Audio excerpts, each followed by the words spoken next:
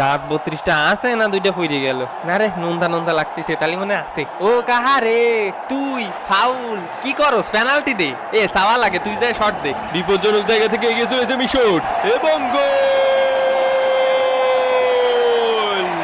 মিশর 2, আর্জেন্টিনা ডাব্বা। সম্পর্ক বদলে গেল একটি পলকে। আজকে কিটা স্ক্রিপ্ট লিখিছে রে? স্ক্রিপ্ট মানে উল্টো পাল্টা লিখিছে। গোলটো মিশরের দুটো খাওয়ার কথা ছিল। সমস্যা নেই, ভিআর চেকের মাধ্যমে স্ক্রিপ্ট আবার ঠিক করে দেওয়া হচ্ছে।